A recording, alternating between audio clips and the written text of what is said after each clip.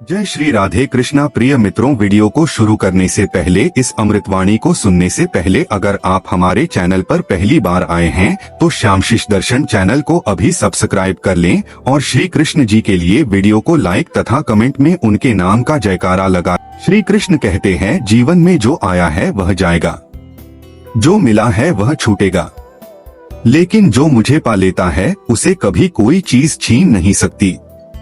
जब मन दुखी हो, जब अशांति चारों ओर फैली हो, जब कोई रास्ता ना दिखे, तो बस एक बार आंख बंद करके कृष्ण का नाम लो।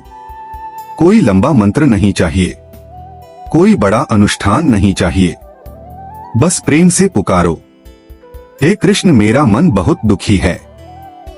तुम इसे थाम लो और देखना तुम्हारे भीतर एक अद्भुत शांति का संचार होने लगेगा। यह संसार ऐसा ही है। यहाँ हर दिन कोई तुम्हें नीचा दिखाने की कोशिश करेगा, कोई तुम्हारी अच्छाई को नहीं समझेगा, कोई तुम्हारे त्याग की कदर नहीं करेगा, लेकिन तुम अपने मन को शांत रखो, क्योंकि जिस दिन तुम्हारा मन शांति में डूब जाएगा उस दिन दुनिया के ताने, आरोप, अपमान सब तुम्हें छू भी नहीं पाएंगे।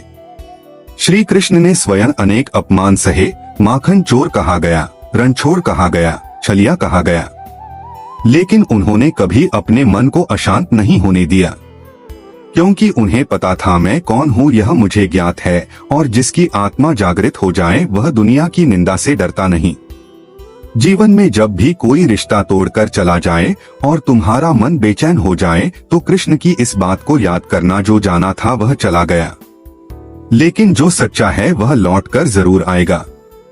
तुम्हें बस अपने मन को बांधना है, उसे बार बार यही कहना है, शांत हो जा मन, सब कुछ कृष्ण की योजना के अनुसार हो रहा है। क्या तुमने कभी देखा है, समंदर जितना गहरा होता है उतना ही शांत होता है। ऊपरी लहरें हिलती हैं, लेकिन भीतर अद्भुत शांति होती है। वैसे ही जब तुम अपने मन की गहराई में कृष्ण को बसा लोगे, तब ऊपर चाहे कोई भी तूफान हो, भीतर की शांति कभी डगमगाएगी नहीं। मन को बस यही सिखाना है, भाग मत, ठहर जा, झांक मत, महसूस कर, ढूंढ मत, समर्पित हो जा।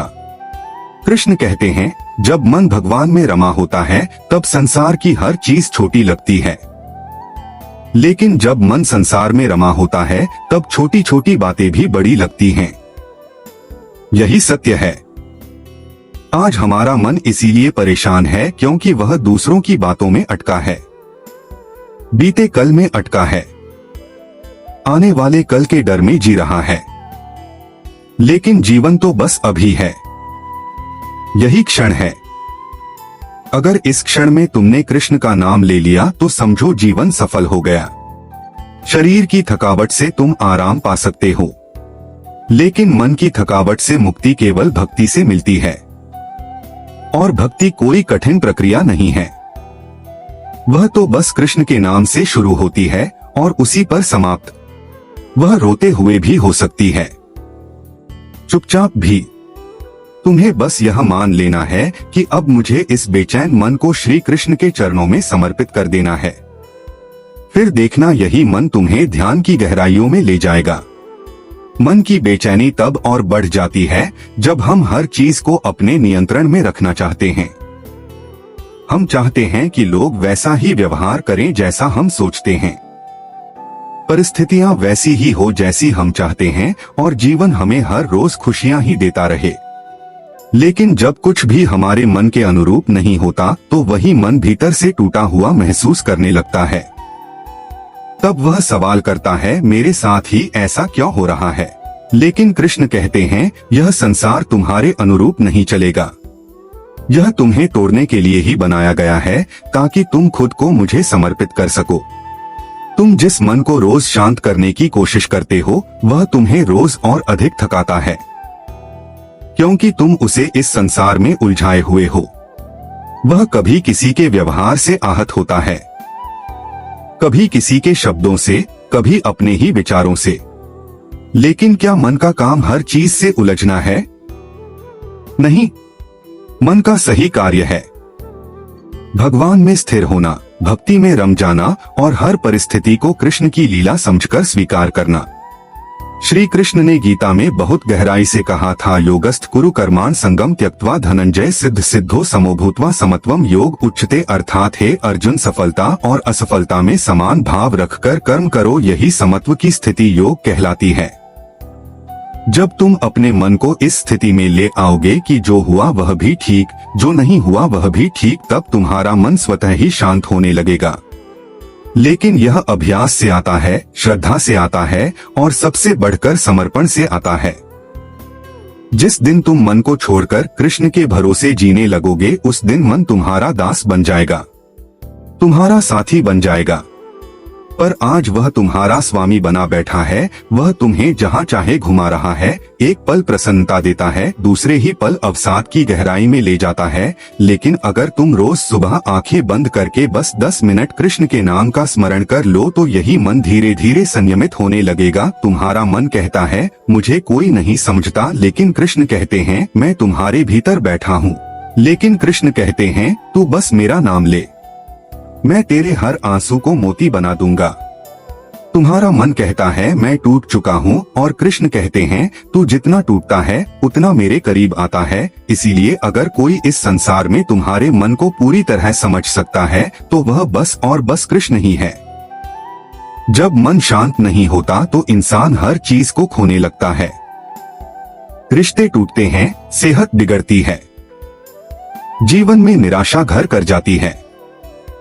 और ऐसे समय में लोग बाहर उपाय ढूंढते हैं, मंदिर जाते हैं, पूजा करते हैं, किसी संत से समाधान मांगते हैं। यह सब ठीक है, लेकिन असली शांति वहां मिलेगी जहां मन स्थिर होता है, और मन सिर्फ 2 ही जगहों पर स्थिर होता है, या तो भगवान की भक्ति में या फिर मृत्यु में।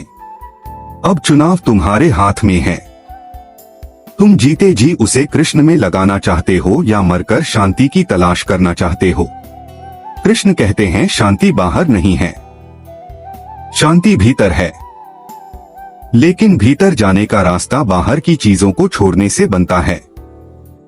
जितना तुम इस संसार की बातों को अपने मन में जगह दोगे, उतना ही मन अशांत रहेगा।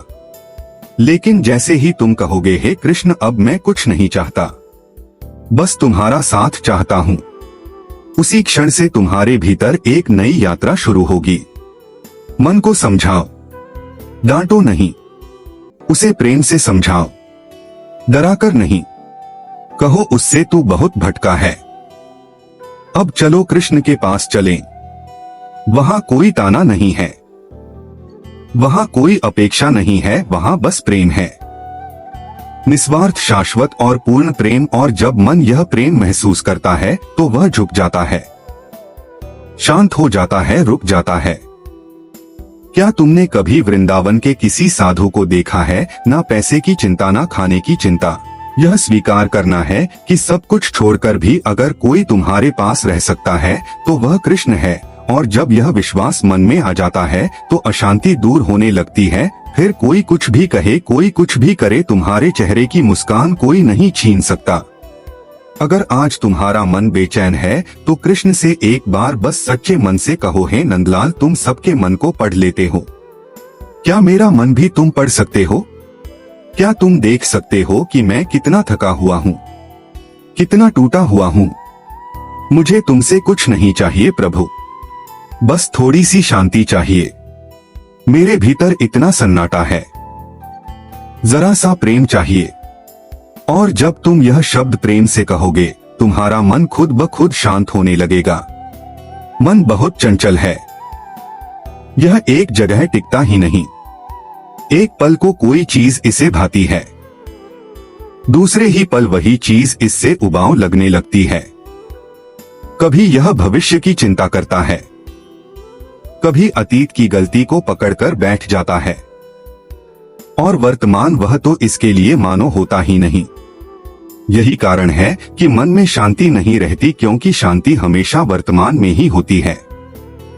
जब तक यह मन भूत और भविष्य में उलझा रहेगा तब तक इसमें सुकून नहीं आ सकता, और इसलिए कृष्ण ने अर्जुन से कहा था स्थित प्रज्ञ बनो, अर्थात जो वर्तमान में स्थित हो, जो ना तो अतीत के पछतावे में जिए और ना ही भविष्य की चिंता में। तुम्हारा मन कहता है काश मैं ऐसा करता, काश वह ऐसा ना होता, काश मेरे साथ न्याय होता, लेकिन कृष्ण कहते हैं जो हुआ वह भी मेरी इच्छा थी, जो हो रहा है वह भी मेरी इच्छा है, और जो होगा वह भी मेरी योजना में है। जब तुम इस गहराई को समझ लोगे तब मन को चैन मिलने लगेगा, क्योंकि मन की सबसे बड़ी पीड़ा यही है, यह सोचता है कि जीवन इसके नियंत्रण में है।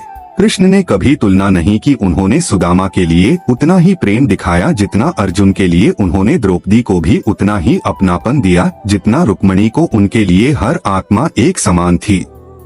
तो जब भगवान स्वयं भेद नहीं करते तो तुम अपने मन को क्यों ऐसा सिखा रहे हो? तुम्हारे जीवन में जो भी हो रहा है वह तुम्हारे कल्याण के लिए हो रहा है, लेकिन मन यह नहीं समझता, क्योंकि यह तत्काल परिणाम चाहता है। यह हर चीज का उत्तर अभी चाहता है, समाधान अभी चाहता है, सुकून अभी चाहता है। लेकिन कृष्ण कहते हैं सब्र करो मेरे भक्त, हर चीज अपने समय पर होती है।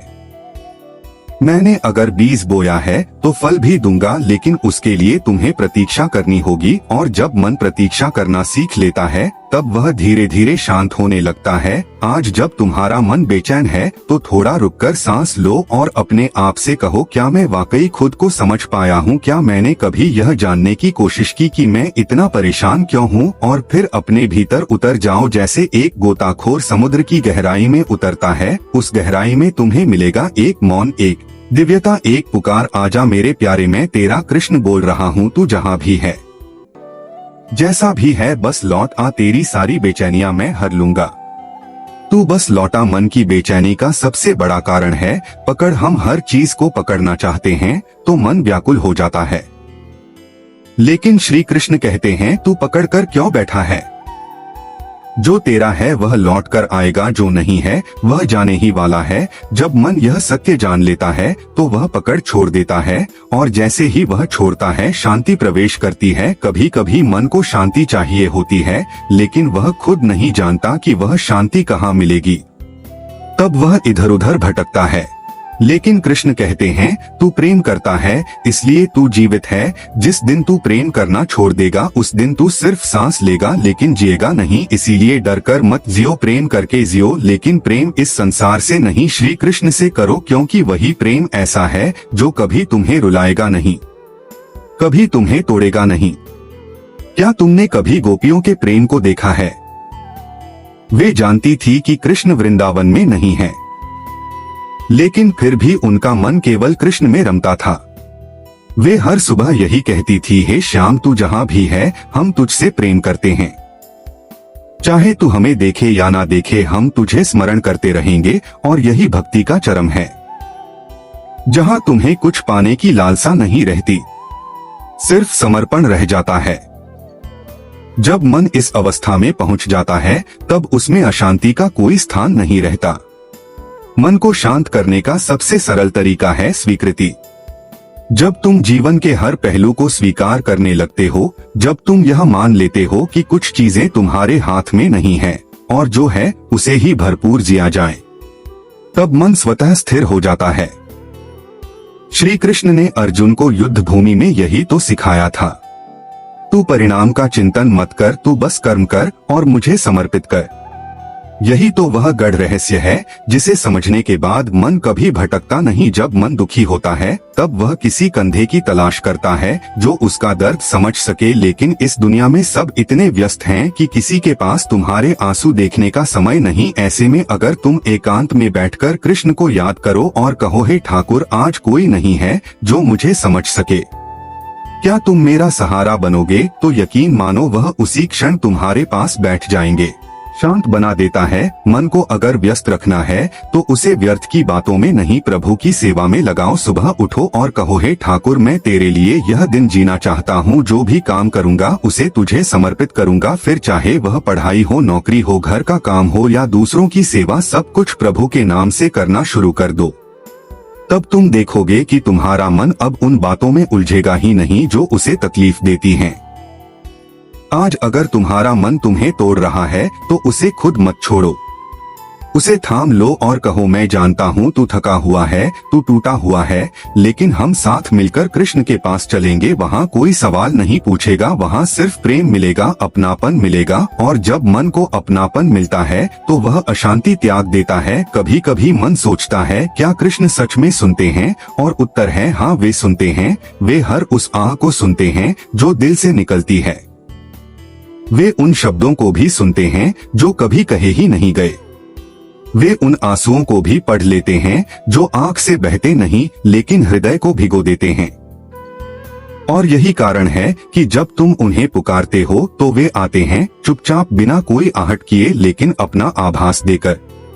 कृष्ण से प्रेम करना एक साधारण बात नहीं है, यह एक ऐसा अनुभव है जो तुम्हें टूटकर भी जोड़ देता है। मित्रों, आज के लिए बस इतना ही। मिलते किसी न्यू वीडियो के साथ, तब तक अपना ख्याल रखना। जय श्री कृष्ण। राधे राधे।